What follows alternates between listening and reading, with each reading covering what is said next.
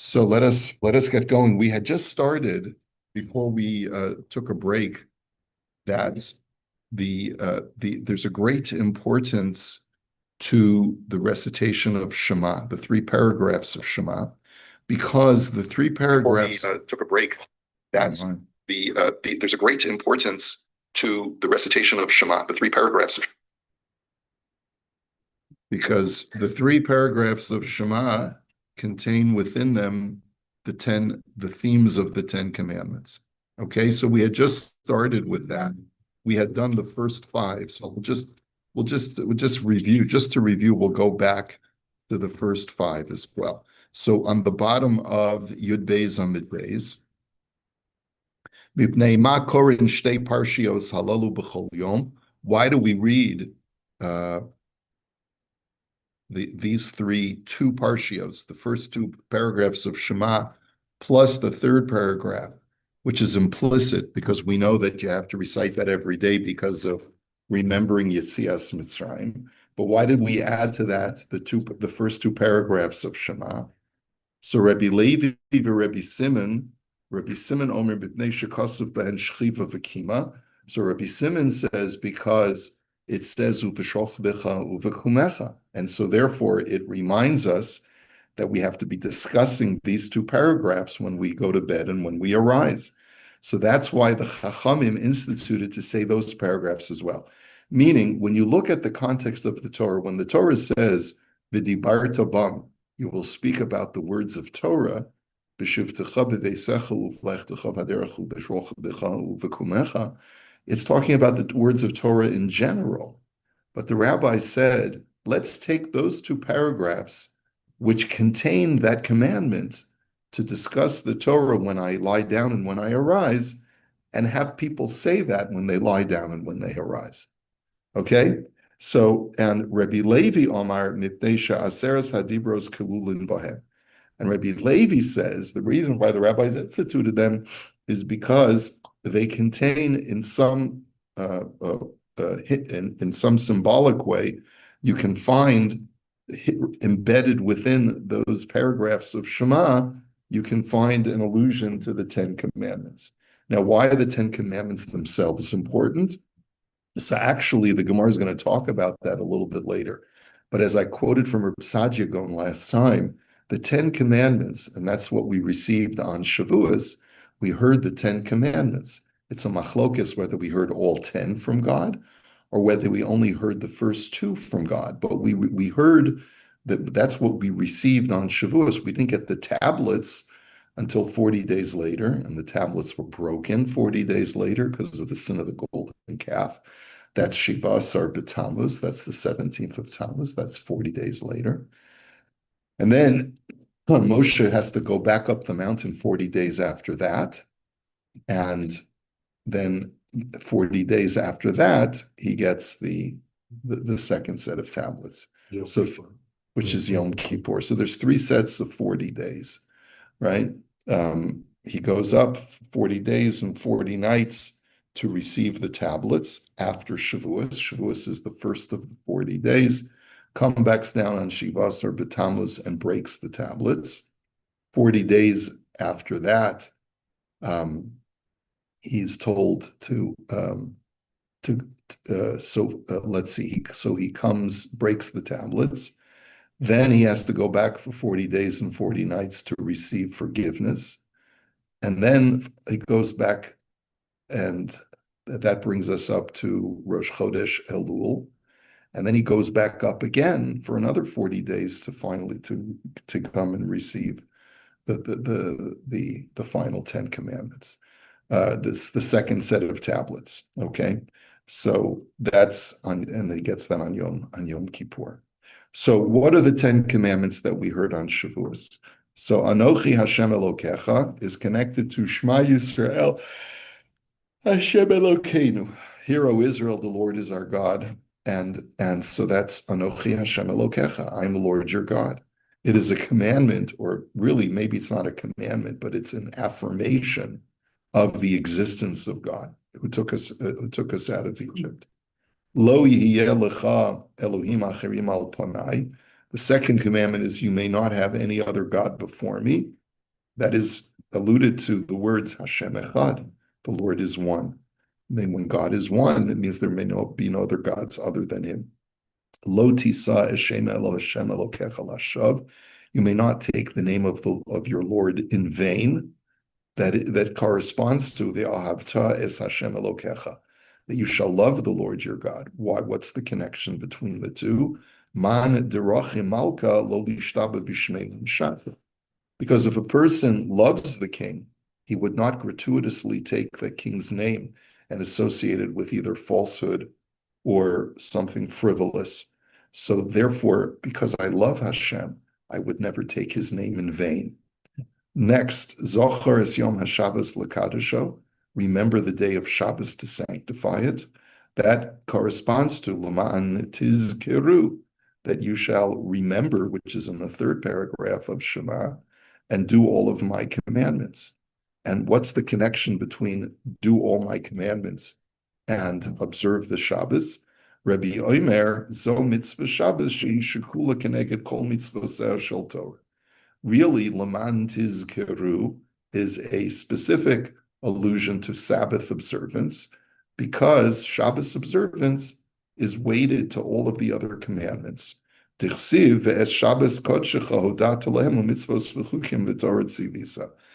says in a pasuk in Nehemiah, that you inform them of your holy Shabbos, and all of the other commandments you also commanded. The Torah is placing the two of them, let's say, on a balance scale, and it's basically saying that Shabbos observance corresponds to all of the other mitzvahs. Now, why is that? Why is Shabbos weighted equally to all other mitzvahs? So there could be a few different ways of explaining this, but the general theme of this idea is that when I observe Shabbos, I'm affirming my belief in a creator who created heaven and earth, a creator of all that exists, a creator who took us out of Egypt, and so forth. So it's showing my ultimate devotion to Hashem. That shows you that it's weighted to all of the other mitzvahs of the Torah.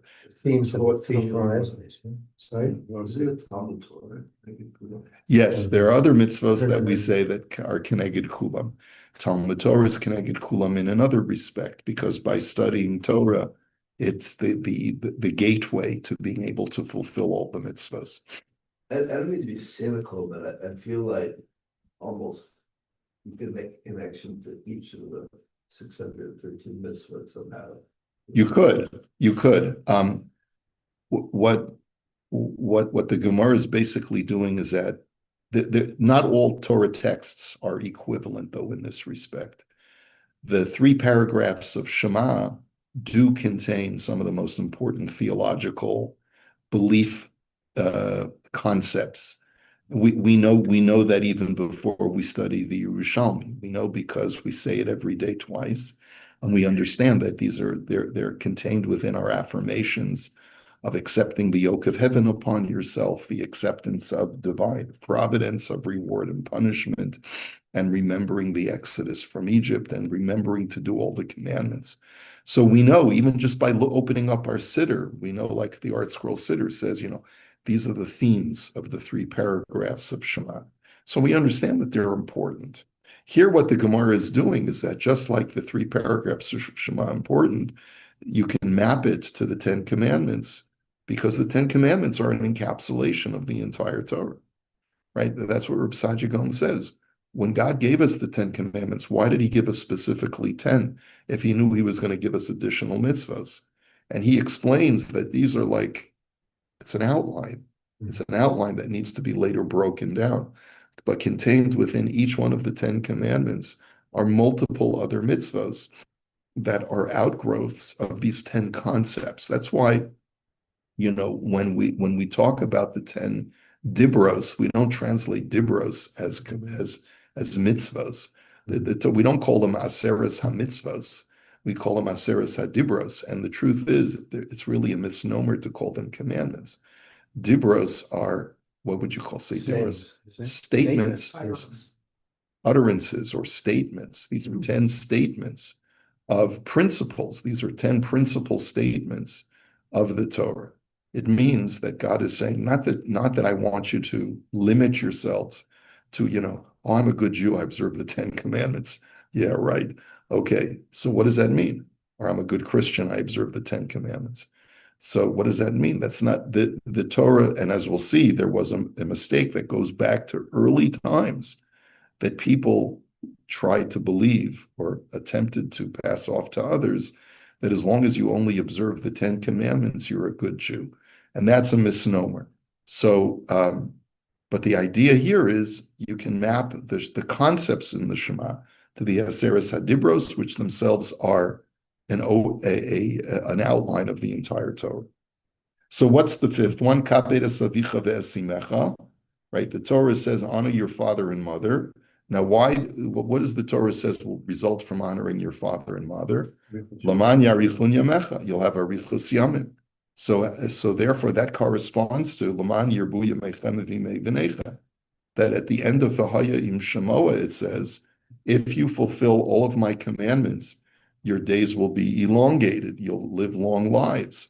So it's very similar, even though the mitzvah of honoring your parents is specifically attached to long life.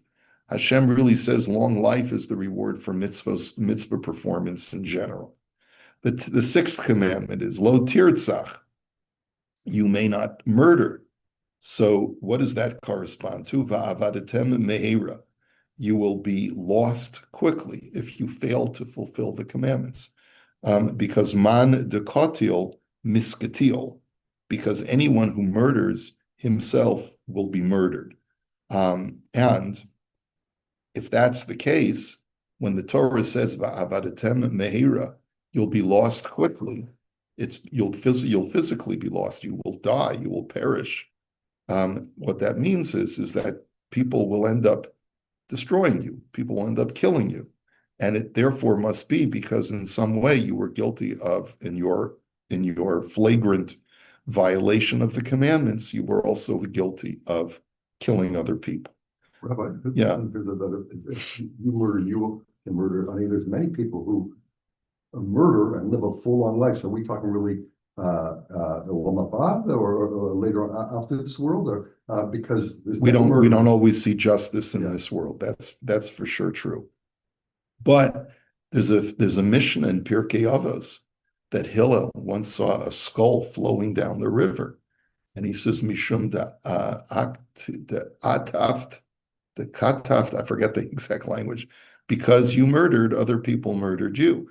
And that's the question. How can you say that? Maybe the guy's an innocent victim of highwaymen. How did Hillel know to say that? So obviously Hillel wasn't saying definitively just because you've suffered a violent death means that you've violently harmed others. But there is a belief in justice. If a person was killed in such a way that his body is treated with such utter disregard, there is probably something that he did in his life that caused him to deserve to have that desecration of his body. So that was what Hillel was trying to point out. Not, what? What? Say, well, must have been. I'm saying, but that's what Hillel was thinking. That's something that he had done. Hillel said there's a likelihood. Not that necessarily you committed murder, but if your body is being treated in such disregard, there probably was something that you did during your lifetime. May not have been anything that would have been noticeable, but maybe at some point you did something to disregard someone else's body. Okay. Even though we don't like to pass judgment, but we are supposed to try. Sadak Baralo. We don't know. We don't. Yeah, that's true. We don't. But yet, like there's the story of Nachum Ish Gamzu, where he lost his 4 limbs and not his tongue. He lost his 4 limbs because he made that pronouncement about himself. So while it's true that you can't always reverse engineer every situation and say, oh, that happened because that happened. And in fact, it's most of the time inappropriate to do so. But as a general rule, we can say that when people die premature deaths, then for all we know, it could be because of something of divine retribution for something else. If not themselves, then something that a prior Gilgul may have done, whatever it is. But the fact is that we do believe in divine justice. And the fact is, if a person dies a death at a very young age, something must have happened, that they weren't meant to come into this world for more than a certain amount of time, because maybe of a previous life, we don't know. So, but we do try to justify things that happened in this world. We can't say that with definitive knowledge this happened because of that, but we do try to say that there is divine justice in the world. Because I guess the alternative is randomness, which we don't really want. Correct. Absolutely. That's absolutely Yeah, right. but then when things don't happen, like, Shalom, like keep it up aim and Long life. Well, he gave his honor to his parents like nobody else did, and he died at 25. Like, Yeah, well, that's the story of Acher, Right. how Acher became a heretic. And the Gemara itself asked that question. If that's the promise, then why did that happen? So the Gemara says Acher didn't realize that long life can be interpreted in different ways. It can mean long life in the next world. Okay. Next, the seventh commandment, lo tinaf, do not commit adultery. That corresponds to lo taturu acharei levavchem v'acharei einechem. Do not stray after your hearts and after your eyes. Do not stray after your lusts. Because Amar Rebbe Levi, liba ve'ena train sura decheta. Because as we know, says Rebbe Levi, that the heart and the eyes are two agents of sin, meaning that, just like you can hire an agent to cut a deal for you, your eyes and your heart go out looking for ways for you to sin. It's like I have an agent looking to find a deal. My eyes and my heart are constantly looking for deals for the Yetzer Hara. Get a good commission. Yeah, that's right. Dichsiv, as it says in Mishlei, Tina v'ni libcha li ve'einecha derachai titzorna. That God says, give me your heart and your eyes will protect my ways. And what that means is, Amar HaKadosh Baruch Hu, yahavta li libcha ve'einecha. God says, if you give me your heart and your eyes, ana yada da'atli, then I know that you're mine. But conversely, if you don't give your heart and your eyes to me, and you let your eyes stray, then I have lost you. And therefore, that corresponds to do not commit adultery, because adultery is the culmination of a person lusting after his eyes and his heart. The eighth commandment, lo tignov, do not steal, which according to Chazal means do not kidnap. But let's see. The asafta diganecha, the Torah says you shall gather in your grain.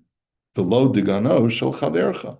This is a bit of a stretch, but it says you'll gather in your grain and not your friend's grain, meaning that the words diganecha, your grain, is from the positive statement, you can infer the negative commandment. You can only gather in your grain, you may not gather in your friend's grain. So that's an allusion to the prohibition of stealing. Just going back a second, low enough. So today, one of the major issues, probably maybe more than adultery, would be the watching of porn. So with that, I mean, there's probably other favors, but would it fall into this category or not really? When a person watches porn, he's in violation of do not stray after your eyes and your heart. Yeah. Now, could he get flogged? Could he get lashes for that? No, because, even though maybe a Beis Din might decide, let's flog this guy because he's flagrantly watching porn. Now, the fact is, Batei Din do not flog Bisman Hazeh, so it's a total non sequitur. But normally you only get malchus when you commit an act. By watching porn, it's not considered to be committing an act, unless actually you spill your seed in the process. but that's onanism, and that's God says, the Torah says you're punished by God directly for that. Next commandment, ninth commandment, Lo sa'anevereacha et shaker. Do not afflict your fellow by being a false witness. Where is that? Where does that alluded to in the Shema? Ani Hashem Elokeichem, uchasiv Hashem Elokim emes, because it says, "I'm the Lord your God," and "I am the Lord your God" is connected to the pasuk in Yirmiyah, which is the way that we structure the end of the Shema when we say Hashem Elokeichem emes, emes v'yatziv or emes ve'emuna, we always append the word emet to Hashem Elokeichem. Why do we do that? It's based on this pasuk in Yirmiyah. And the reason is because Hashem Elokeichem is always connected to truth, and what that alludes to is that anyone who is untruthful, who distorts the truth, cannot be connected to Hashem Elokeichem, cannot be connected to the Lord your God. So therefore, that's an allusion to that's an allusion to this commandment to not bear false testimony against your friend. And the Gemara dwells a little bit on this idea of Hashem Elokim emes in the pasuk in Yirmiyah. Mahu emes. What does the word truth mean in this connection? That God is truth. Amar Rabbi Abin shehu Elokim Chaim umelech olam. That He is a living God and an eternal God. Now, what does this mean?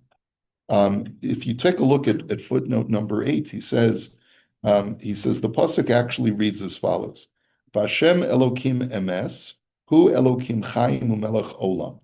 So Rabbi Abon is telling us that this is not two different statements in the pasuk; it's all one statement. He says that God alone is worthy of being called the God of truth. Why? Because He is the constant living God that is eternal. So therefore, He's the source of life and He's eternal. And like he says in the footnote, all other existent beings stem from God, and their whole essence is only from Hashem. And God needs none of the other creations. And therefore, only God's existence is the true existence. Everyone else's existence is, in a sense, less than truth, because the fact that my existence is contingent, and it's a philosophical concept. If I could exist, I don't have to exist, then my existence is not absolutely true, right? But if I must exist, because nothing can exist without me, then I'm the only true existent being. So that's why God is associated with emes, because His existence is forever and eternal, and everything else is dependent upon Him. So as the Rambam writes, God is the only necessarily existent being. Every other being that exists does not necessarily exist. You could exist, you could just as easily not exist. You're dispensable, exactly. So, Amar Rabbi Levi, Amar HaKadosh Baruch Hu, Im he'adeta lechavercha edu sheker, ma'ale ani alecha ki'ilu he'adeta alai, shelo barasi shamayim va'aretz. That if you bear false testimony against your fellow, I consider it as if you testify falsely against me that I did not create heaven and earth. Because by your violation of truth, you are contravening the very essence of what I am as God. I am the only necessarily true being. And by your acting in a false way, then you're going completely against my necessary existence. And therefore, it's as if you're saying that God Himself is not true. So if you go against truth, you go against God, and it's as if you're denying my necessary existence, because the Gemara is equating truth with necessary existence. Fine, it's a philosophical issue. We don't need to spend that much time on it. Let's go on to the 10th commandment. So bottom line is Hashem Elokechem emes corresponds to do not bear false testimony against your fellow. We have one more commandment and then we'll be done. What is the 10th commandment? Everybody, what is it? You shall not covet. Shall not covet. Do not covet your neighbor's wife, his donkey, his house, etc. So lo tachmod beis reyecha. Do not covet your friend's house. What does that correspond to? Uchesavtam al mezuzos beisecha. Write these words on the doorposts of your house. In other words, focus on your own house, mister. Don't focus on your friend's house. There's some really beautiful houses. Don't say, oh, that guy's house has Greek pillars in the front. I wish my house had Greek pillars in the front, right? Focus on your own house and its amazingness and the doorposts, and write the words of Hashem on your doorposts. Don't look at someone else's house. Don't covet their house. But the Torah and would work here too. It certainly would, but we've already used that for lust. So lust usually refers to sins of the flesh, right? But there are multiple kinds of lust. Yeah. But in any event, we have completed a full discussion of how the 10 commandments are alluded to in the recitation of the Shema. But that's the bottom line. And that's the reason why we read these 3 parshios every single day. Now, there's another connection to the 10 commandments.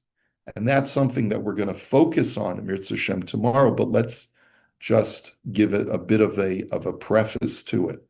The next discussion that we're going to have is based on a Mishnah in Maseches Tamid, the protocols of the Kohanim in the morning when they would offer the daily Korban Tamid.